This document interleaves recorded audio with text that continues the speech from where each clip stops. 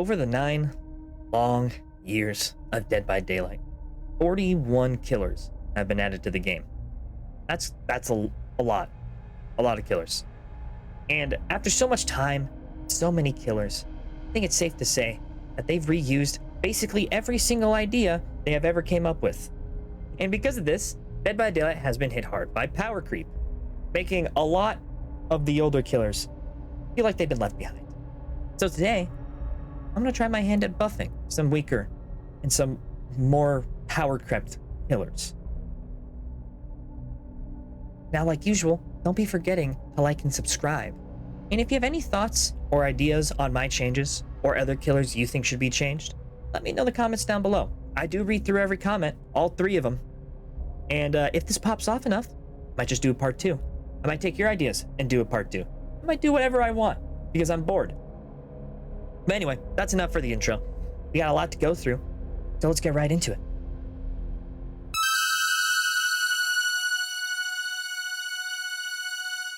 So obviously, as you can see, I've broken down each of these changes into categories. Mostly for my sanity, because I can't read anything that isn't guided specifically by bolded or underlined letters, but also for yours.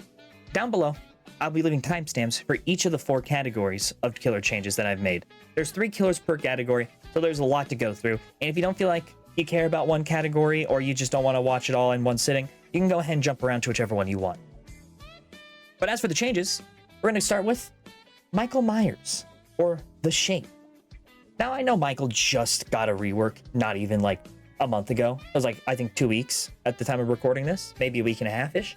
But I feel like there's a lot of parts of his kit that are a bit undertuned. You know, stuff that could have been improved upon, or stuff that was just needlessly limited for no reason in particular. Starting off with the first change, remove the stock meter depletion. Now, I don't know how many people know about this, but if you sit idle with any sort of stock in your stock meter, it'll deplete over the course of 20 seconds, which I think is just a ridiculous little hindrance. Like, there's no reason in the world for that to happen. I think that's an unnecessary change. I think you should be, I guess not rewarded, but I don't think you should be punished for holding your stock or holding your tier 3. As for the second change I made, increased his stock range to 36 meters from 32.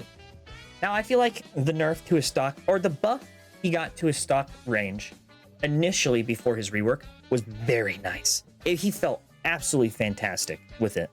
I don't understand why they decided to nerf it. Like, it just kind of feels like an unnecessary nerf. If you ask me, Michael's one of those killers that should not have gotten nerfed upon rework. Obviously, I did not bring it back up to 40 like it was beforehand, because I did not include any sort of add-on changes with this video. This is purely just the base kit. So going with the idea that they wouldn't nerf the add-on to compensate, which they usually do because they're ridiculous, it would probably be about 48 meters with that. Nonetheless, though, I think the base should probably be 40, but just because I wasn't doing add-on changes, I decided to maybe tone it back a bit. As for the third and fourth change, though, I decided to add something a little, something new to give it a little more something interesting. Firstly, hits in the stalker mode fill the stock meter by 25% of its current progress. The idea behind this change was to kind of incentivize getting those little early game stealth hits, so you get your power faster. Now, obviously, it's 25% of the current progress, so if you have 0% stock, you'll get 25. If you have 75% stock, you'll get whatever 25 to 70% is. I'm not sure, I'm not good at math. As for the fourth change, downs in pursuer mode fill the stock meter by 25% of its total progress. Basically just an incentive to use pursuer mode. That's really what it is. And this is 25% of total progress, so no matter what, it'll be filling up 25% of the way. I almost thought of doing 50%, but I feel like that would have been too much, made it a bit too easy to get power.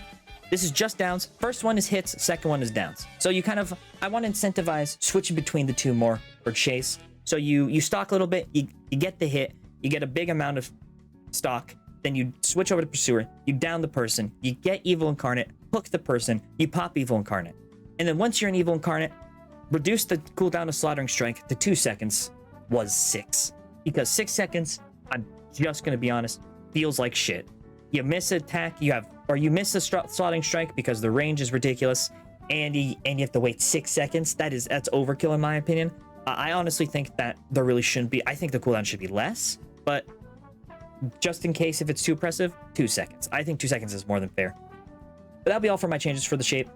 If you guys, obviously, if you have any thoughts on them, leave them down below. If you have any ideas to buff maybe a little bit more, leave them down below. Moving on to the second killer in this death category, the pig. Now, the pig also got buffed recently. I'm well aware of that as well. But once again, it's the pig. She's gonna need buffs no matter what. So I just came up with 4 fairly simple, but stuff I think should help a lot. Firstly, we have increased the crouch movement speed to 4.2 meters a second, was 4.0. Now, unlike Ghostface's crouch, where you kind of just go into it whenever you want, pig actually, it takes a second. You can't just like pop an M1 right out of crouch like you can with Ghostface. You actually have to switch between the modes. So I think it's fair that she gets a little bit of a movement speed increase, especially since she got that buff to her crouch speed. It'll allow for more, I guess, off-the-cuff plays in chase, which is something she really needs. She needs a lot of help in chase. On the topic of helping pig in chase, increase ambush dash duration to 2.4 seconds was 2.3. Now, I don't know if it's just me, but I've had so many instances playing the new pig with the ambush where I just barely don't get the hit. Like, if it was an extra 0.1, 0.2 seconds, I would have gotten that shit. But because of that little short duration, I don't get it. That's basically what I want to fix with this. I want to make it a lot more consistent. Make it so survivors, they can't just hold forward and counter your power. They actually have to kind of think a little bit. Kind of like the main problem with the Knight's Guards, in my opinion. As for the third change, delayed ambush dash activation sound. Now, it's kind of hard to describe, but basically, instead of a low growl that leads into a roar, it'll just be silence and then roar once the power pops. So survivors, they can't ready themselves for it based off just a roar. It's just that roar. So they have to react immediately, and if they mess up, they get a hit or they get down. And on top of that, to also play into the crouch state being a bit more unique than Ghostface's, added the ability to vault pallets and windows in the crouch state. Now I know with the Kursu and Chucky and so many others, vaulting pallets are usually a bad thing. But the idea behind this is you vault over it and you stay in the crouch state. So you can't immediately pop ambush, you can't immediately M1, you just vault over it. It's basically a way to counter God Pallets' pig, just making it a little bit easier to deal with those kind of things. So that'll be all for the pig. Here are all the changes here, same with the shape.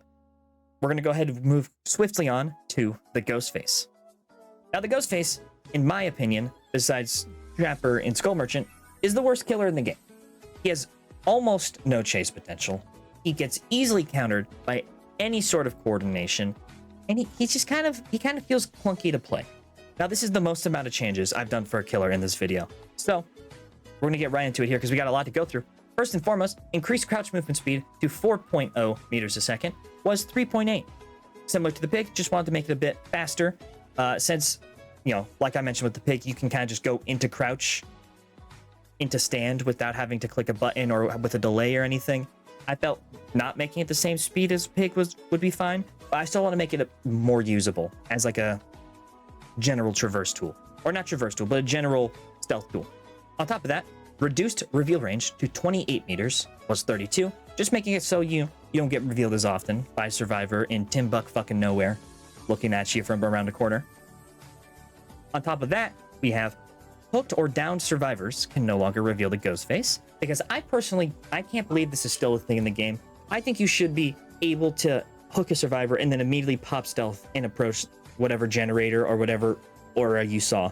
It feels really bad, especially considering the 32-meter reveal range. You have to be out of the way just to be able to pop power after a hook. It feels bad. I know the 2 add-ons that increase the reveal duration by 3 seconds are a thing, but those add-ons are fucking useless if you ask me. So I think it should just be base kit.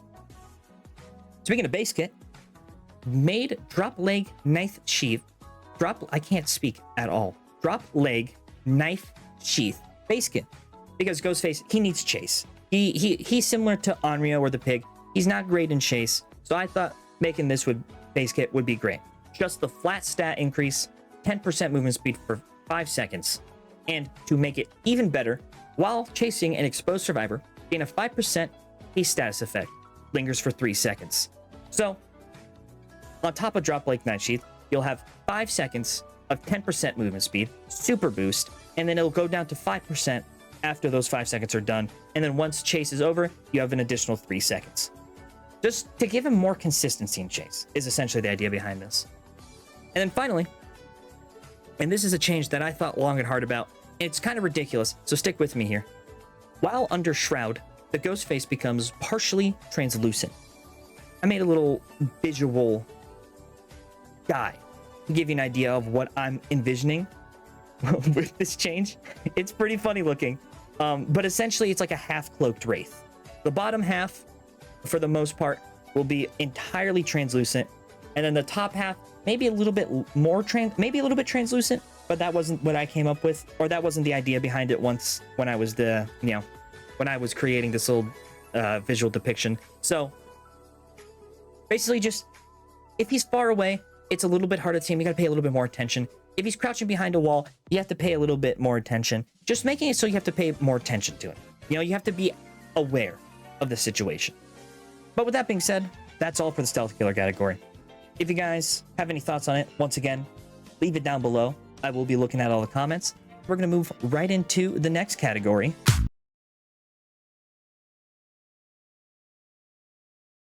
Teleport killers. Now, of course, there are so many teleport killers in this game. Almost too many by this point. And a lot of them, they have a very similar functionality, almost exactly the same, some might say. But we don't care about those killers with the basically same exact teleports. We care about one killer alone, and that killer is my homeboy, Freddy Krueger. Now I know Freddy was just reworked, like, actually it's about 6 months now, isn't it? Wow. Dream Snares decrease microsleep immunity timer by 7.5 seconds, and Dream Pallets decrease microsleep immunity timer by 10 seconds. Pretty much, I think the biggest problem with Freddy as of right now is how strong clocks are. They're not at the level of release singularity EMPs, but they're pretty close. And by pretty close, I mean as close as you can be by not being close. A lot of games, I'll have 2, maybe 3 people on average with a clock or with immunity at a time, and it kind of just feels bad when you can't do anything against them. So I figured if you could use your dream powers to decrease the timer that they are immune to, decrease the time at which they're immune to microsleep, and make them a bit nicer to play, a bit easier. And to add on top of all that, survivors within the radius of dream projection, it advances their microsleep timer by 60 seconds. Kind of just to make it a bit more consistent, because as of right now, survivors who greed generators, they usually won't get punished for it. I figured this would make it a little bit easier to punish, especially since they nerfed Freddy's ability to cancel teleport to gens. But yeah, that's it for Freddy. 3 very simple changes. I actually like Freddy a lot right now. He's one of my favorite killers in the game, but I feel like he just needs a little bit of quality of life. So moving on to a killer who does desperately need a lot of changes, that's the Demogorgon. The single most power-crept killer in this game, in my humble opinion. Demogorgon has had every aspect of his power ripped from him, mangled, pushed around, slid somewhere else, reworked, in every way better than it currently is. And the biggest problem with Demogorgon, I think something we can all agree on, is his portals. His portals are very underwhelming, especially considering some other teleport killers nowadays, such as Springtrap, one that just came out. So here are my ideas. Firstly, reduce the portal setting time to 0.55 seconds was 0.85 seconds. Just making it a bit faster, making it a bit nicer, giving it a nicer feel overall when placing portals, because right now it can feel a little clunky with how long it takes. And to add on top of that, added the ability to remove portals while standing on top of them. Removing portals takes 0.55 seconds. Same time as placing a portal. I think giving Demogorgon the ability to remove his portals and replace them is a great change for his macro gameplay. It allows him to essentially rotate his web, similar to Trapper, similar to Skull Merchant, basically just giving him that little modern day quality of life that Hag doesn't have, because fuck Hag. We all hate Hag here. As for the third change, bear with me here, it's a long one. Increase the time for survivors to remove portals. 1 survivor, 20 seconds, was 12. 2 survivors, 16 seconds, was 9. 3 survivors, 14 seconds, was 8. And 4 survivors, 8 seconds, was 6. Right now, I feel like it's a bit too easy to remove portals. It takes no time at all for one survivor, let alone two. So I think making it a bit longer, it makes it more of a choice. You can either remove the portal and be safe, but lose a lot of times on gens, or you can push through it, make that gen time, and have the risk of the Demogorgon teleporting right on top of you. But I understand that without any compensation buffs, this would be very strong. It would be very strong for Demogorgon to basically have portals up at all times. So I increased the AoE radius of the Killer Instinct portal reading thing to 8 meters off of 4, but portals can no longer be placed within 10 meters of any objective. Gens, hooks, totems, exegates, or other portals. Right now it's currently 8 meters for, I think, hooks, exegates, and other portals. So making it a bigger range, so more, you'll be able to track survivors easier, but also making sure that you can't track gens at all times. Because the number one strategy with portals as is at the moment is you place a portal in a gen and you leave it be until you need to get there. I think this would make it so you have to use the portals a little smarter, maybe use it as traps almost, or little blobs of aura reading, but making it essentially so you can't abuse the buffs as easily. But that's not all. We have one change for Shred. Reduce the maximum charge for Shred to 0.9 seconds. Was just 1 flat second. This is just a quality of life thing. Just making it a bit easier, making it a bit faster. Shred has, of course, been power crept a lot, like I mentioned at the start of this. And I feel like just making it a bit nicer, a bit easier, a bit quicker to use would bring it more in line with other Shred-like abilities nowadays. But that's all for the Demogorgon. We had a lot here, so if you couldn't follow along or you got lost track at some point, here are all the changes up for you. Same thing with all the last killers. So we're going to move right on to the final killer of the teleport category, the Onryo. Now Onryo, I don't know what Onryo does anymore, if I'm being honest. She's been reworked, buffed, nerfed, changed around, reverted so many times. I'm not sure what she does and doesn't. What I am sure of, though, are the changes that I gave her, including, and not limited to, increased movement speed. Increase after projecting to a TV to 3 seconds was 2. Basically, just kind of making TV projection nicer. Almost, I think this is past making Bloody Fingernail base kit, but I think it's necessary. Onryo has no chase at all. This might be able to help a little bit. On top of that, we have reduced the duration TVs are turned off after being interacted with by a survivor to 60 seconds, was currently 70. Just want to make her macro a little bit more consistent, make her a little bit more oppressive, especially since once again she has no chase power. Increased manifesting / demanifesting movement speed to 0.2 meters per second, was 4.0 meters per second. I feel like it's fine to give her a faster manifest to demanifest speed than most killers, because once again she has no benefit to it besides being able to attack. It's not like Wraith where she gets a lunge, or Pig where she gets a dash or stuff like that. She just manifests and normal hit. Moving on to the next change. And for the second to last change, stunning the Onryo while she's demanifested increases the action speed, the next power break action, by 20%. Now, like I've mentioned a couple times already, Onryo does not have a chase power. She kind of just appears and disappears at will. She's like Shitty Spirit. But she does have the weird interaction while demanifested where she cannot get stunned. I think it'd be interesting to add a little effect on top of that. Similar to the new Myers add-on, that's where I got this idea from. You get hit while demanifested, you don't take a stun, you break the pallet faster. So it basically, instead of giving her an anti-loop power, you give her a state swap ability. Kind of like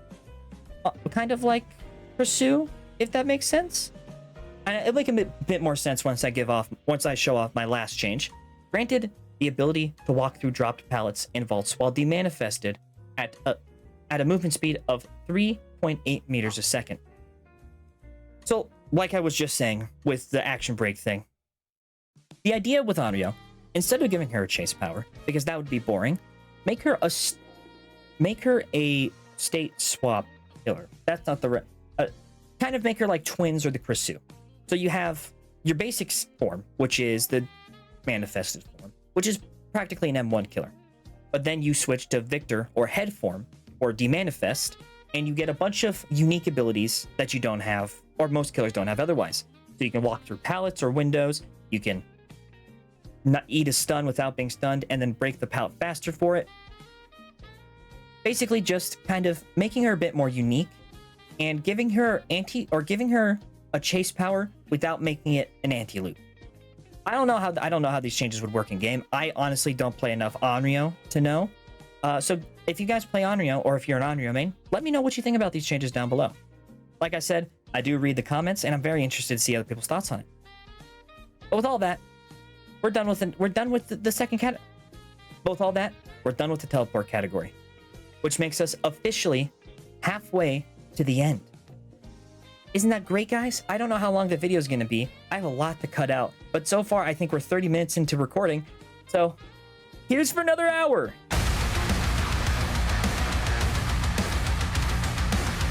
But as for the anti-loop kill, but as for our third category, the anti-loop killers. We all know what anti-loop is, and I'm running out of ways to introduce these categories. So we're just going to go right into it, starting off with the Doctor. One of the first ever killers to be added to Dead by Daylight. One of the first ever killers to be reworked. And he's still kind of bad. I do not like playing the Doctor. I find his power to be a little slow and a little clunky.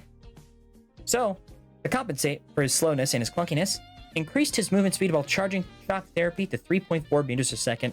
It is currently about 3.08 meters a second. That's about... The way Dead by Daylight does movement speed reduction is super weird, so it kind of varies. But essentially, make him just a little bit faster while he's in shock therapy. Especially considering the fact that you cannot gain bloodlust while using shock therapy, it kind of just makes sense to make him a bit faster. And on top of this, reduce shock therapy charge time to 0.8 seconds, was 1 second. This is just kind of making it a bit nicer to play. Similar to Demogorgon, except Demogorgon can injure with his power, Doctor can't. So speed him up a little bit, make it a little bit faster to charge. So maybe you'll be able to play around loops a little easier, especially considering there's a lot more pallets nowadays than there used to be. On top of that, we have reduced shock therapy detonation delay to 0.6 seconds, was 0.8. Just making Discipline base kit, or making his max Discipline specifically base kit. In my opinion, Discipline range is the only way to play Doctor, unless you're doing double iridescent, but that's a completely different thing. So I think making it base kit and then reworking the add-on to make it a bit more interesting, to make more of his add-ons interesting, I think make his replayability and quality of life a lot better. And for these last couple changes, or for this next change specifically, I thought it'd be interesting to give a little bit of a unique effect, kind of like the Onryo changes.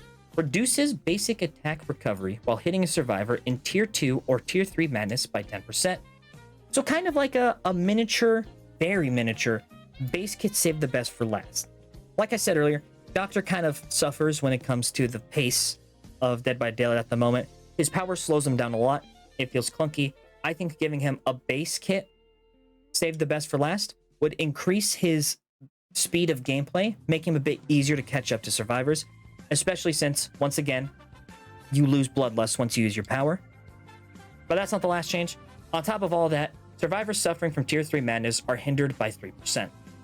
Now, when I was conceptualizing all of these changes, I tried to think of a way to buff killers to make them feel better to play, rather than making it worse for survivors to play. This is like the one exception to that rule, because I felt like Doctor, once again, is a very slow killer, is hindered a lot by the amount of pallets that are in the game nowadays. So I figured slowing down survivors makes them less W key oriented, which allows Doctor to catch up easier, which can allow him to punish them faster. So basically, just to make it a little bit more annoying to face Doctor, while increasing his quality of life. But that'll be all for the Doctor changes. A few simple ones, in my humble opinion. But we're gonna move on to the next killer, which is my homeboy, one of the single most forgotten killers in all of Dead by Daylight, the Deathslinger. Now, like I just said, I feel like the Deathslinger is quite forgotten nowadays. He's not the most forgotten. Obviously, there's killers who haven't been changed once since their release. But the Deathslinger has gotten almost nothing but nerfs in his lifespan. And all of the buffs he have gotten in his lifespan are very minor, very non-existent. So I thought, let's give him a bit bigger. Starting off with increased movement speed while ADSing to 3.94 meters a second, was 3.74. Now at the moment, there are add-ons, I think specifically just one, that increase the movement speed while you're ADSing as the Deathslinger. But that add-on is fucking useless. It is a 1.5% movement speed increase, which is nothing. So I figured he needs an add-on pass anyway. Why not just make that base kit and stronger, especially since Deathslinger is already crippled as is. But that's just my thoughts. We're going to move on to the second change. Increased harpoon reel speed to 2.94 meters a second. It's currently 2.76 meters a second. This plays into the next change.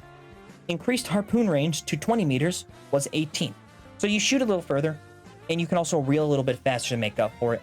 I didn't do anything with the chain durability. Figured you have the add-on for that, maybe buff the add-on a little bit.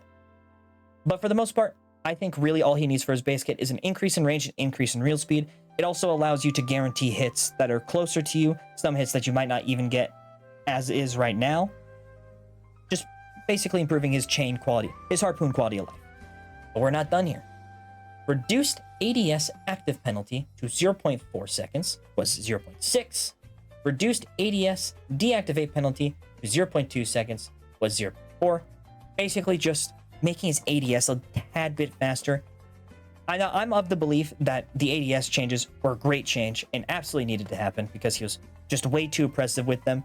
But as is right now, I think Deathslinger is weak enough where you could buff them a little bit, so it's just a tad bit faster and allow Deathslinger, especially long-time Deathslinger players, to get hits right now that they probably wouldn't get due to just the ADS alone.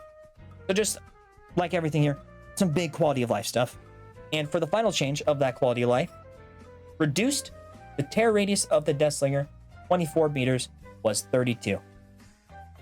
Now obviously I'm just reverting the change because I don't think it was a necessary change. Like I said, he has been nothing but nerfed, and the small amount of buffs he did get are not useful, and I don't think he was compensated well enough to get his tear radius nerfed on top of that. So I just wanted to revert his tear radius. Let me have my 24 meter tear radius Deathslinger. Why does Pig and Ghostface get 24 meters? They're already stealth killers. But for the final killer, in the anti-loop category, we have the Mastermind, Wesker, another one of my goats. Wesker, I feel like has been power crept to all hell by just one release, and that's the Ghoul. The Ghoul basically does what Wesker does, but better. So to bring Wesker a bit more in line with the Ghoul, or I guess that's actually kind of impossible, to make Wesker better and a much nicer to play. First change, Virulent Bound recharges both bounds at once. So instead of it going 1 charge to 2 charge over the course of 11 seconds, I think it's 11 seconds, it'll be 5.5 seconds just for 1 charge. I feel like, considering the fact that Ghoul gets all of his charges back faster, the Blight can get all of his charges back faster, the Nurse can get her charges back faster, I think it makes most sense. I think it makes the most amount of sense for Wesker to get his charges back at once. It'll make him feel much nicer to play. It will allow him to counter W key survivors far easier. I just think it'll make him nice to play, period. To add on to this, granted the ability to activate Virulent Bound after bound vaulting a window if the charge is available. Has a 1.2 second window. Just when vaulting vaults, not pallets. If you vault a vault as Wesker and you have the charge available, you can vault or you can bound again. I think Wesker's vaults using his power are super weak. And also on top of that, it's really easy to punish Wesker for vaulting towards a window. So if he could vault a window, he has the power, he vaults back over very quickly, maybe not lose as much distance in the chase as he would usually. I think that'd be much nicer, since considering, once again, Kaneki can vault a pallet in less than a second. But for the final change, reduce cooldown after bound vaulting a window or pallet to 1.2 seconds, was 1.5. Now Wesker, although he has the fastest pallet vault of any killer in the game, or his cooldown after vaulting with his power makes him feel very clunky. And especially on bigger loops, I think it would be nice if Wesker could, not consistently, but could counter vault a pallet if the pallet is long enough. Maybe this would be too strong of a change. Like I said already, vaulting over pallets is a problem in this game with how many killers can do it and how strong it always is. I feel like Wesker should get some sort of quality of life when it comes to using his power to vault things. considering Pursue and Ghoul and Houndmaster and everyone else can do it much better than he can. But that's it for my changes to the Mastermind.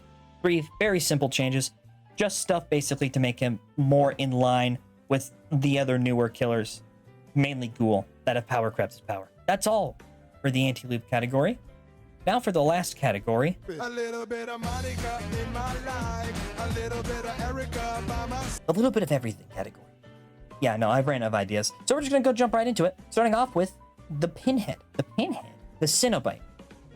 Now, Cenobite's obviously gone from the game. You can't buy him anymore. Only those who have him can play him. But nonetheless, I think he is due for a couple of changes. He is not weak as is, but not strong either, particularly in chase. His macro pressure when against a dumb team, and if you're hounding the box like a madman, is very good. But I still feel like he's too easy to counter, especially considering the fact that he's got nothing but nerfs since release. I thought it'd be nice to buff his chase a little bit. Starting off, reduced cooldown after canceling a gateway placement to 2 seconds was 3.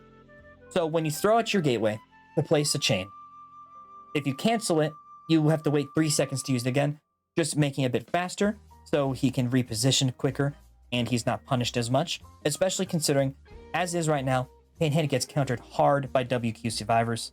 Reduced chain attack shot cooldown to 4 seconds was 5, once again, making it a bit easier for him to catch up to WQ survivors. To help his chains even more, chains no longer break on contact with the Cenobite. I think it makes more sense, personally. Maybe it doesn't. Nonetheless, I think it'd be nice. And then, on top of that, chains take 0.35 seconds to break on the environment, kind of giving it a mini Deathslinger effect. His chains aren't countered as hard, particularly in indoor maps. Pinhead has a lot of struggles with indoor maps, so I thought it'd be nice to make it a bit more consistent across the board, especially considering, once again, he's got nothing but nerfs since release. Moving on, though, to our next little bit of everything killer, we have the Dredge, a killer who was also very buffed with it. I think it was actually a year ago now, which is crazy to think about. But even after his buffs, the Dredge isn't great. He feels much nicer to play, but he still has a lot of issues with his kit, so that's what I want to iron out here. Firstly, reduced gloaming cooldown during the daytime to 8 seconds was 10. Now, gloaming is his teleport cooldown. As it is, 10 seconds isn't too bad. That's what it was after it was buffed. I still think it could be a little nicer, especially considering locker placements are still complete dog shit on every single map in the game. Second, reduce the time to break a lock with an M1 attack to 1.2 seconds was 1.5 seconds. As it is right now, when you slap a lock as the Dredge, you have the missed basic attack cooldown. I think making it a little bit faster, just so it's not as much of a hindrance to the Dredge, especially since, honestly, I think locks should be removed, period. Moving on to the third change, though. Reduce the time to exit a locked locker to 2 seconds was 2.5. Once again, making it nicer to deal with locks, especially since I don't think it should fucking be there. But this will bring it down a whole second from release. I think it's still long enough that it's worth locking lockers, while also being fast enough so it doesn't feel bad to hit a locked locker. For change number 4, increased movement speed while charging Rain of Darkness to 4 seconds was 3.8.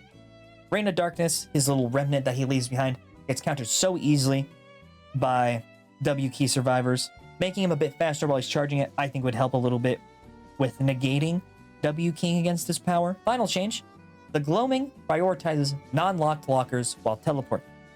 So if you're in a duo set of lockers and one is locked and the other isn't, you'll prioritize the locked locker, or you'll prioritize the unlocked locker, just so survivors are forced to drop both locks at once, especially considering, once again, I don't think locks should be a part of the Dredge's kit.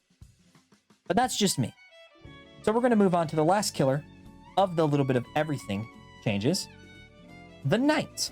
Now, like half the killers on this list, the Knight has already been reworked within the past year, and he's received a lot of buffs since and before that rework, and yet he's still not great. And because I think I know better than everyone else, I think I know why. Starting off with, I think, to be the most important change they could make to his power, granted the ability to order guards while another guard is patrolling or hunting without canceling that active guard's current action. I reworded that weirdly, but it's very simple. If a guard is hunting a survivor or patrolling, you can use another guard to break a pallet without canceling that guard's current action. I think that is, in my opinion, the one change that could bring the knight from very mediocre and okay at macro gameplay to great at macro gameplay. I think that one change alone could make the knight feel so much better to play. It can make him feel more consistent, far more impressive, but that's just me. We're gonna move on to the next change. Added the ability to cancel a guard's patrol and hunt using the secondary ability button. I don't know if that's the right button. I know he has one button to switch guards, and then he has his button to replace guards. I think it'd be nice if he had a button to disable instead of, because as of right now, you have to slap the guard to cancel him. It makes more sense to me to pick a button to do it. And I have a little side note here. If a guard is patrolling or hunting and the knight is currently in guard summon mode, the summon cancel will take priority. Very simple. If you're placing a guard and you don't like what you're doing, you can cancel that and it won't cancel whatever guard's patrolling. I feel like giving him the ability to cancel guards at will make him a lot more macro oriented, because as it is right now, to cancel a guard, you have to run up to it and slap it. Feels ridiculous, in my opinion. And if the only way to cancel a guard's chase is to place another guard at doing something else, that won't work with the first change I have implemented. So giving it a cancel button for that too, I think could help a lot. And then on top of that, one last change, decrease the jailer and assassin cooldown 20 seconds just to bring it in line with Karn effects, similar to how Vecna is now, where most of his powers are kind of in line with each other. But yeah, that's it for the little bit of everything killers. Which brings us to the end of the killer changes as a whole. Now this is the end of our journey together, friends. If you guys enjoyed, leave a like and subscribe. If you guys didn't enjoy, leave a like and subscribe. If you guys have any ideas or thoughts on the changes that I listed here in this video, feel free to leave them down in the comments below. Like I've said so many times, I do look at the comments and I will respond. I love having conversations about this stuff, so, feel free. And if you have any ideas for other killers or other killer changes you think should happen, let me know as well. I might do part 2. Because as I mentioned already, there is a lot of killers in this game that just don't get changes ever. Like the artist, who hasn't been changed once, directly since her release. Except for that one time that they nerfed her in the PTB. Well, that's not important. What is important is that the video's over. It's already very long. Get the fuck out of here. Bye-bye.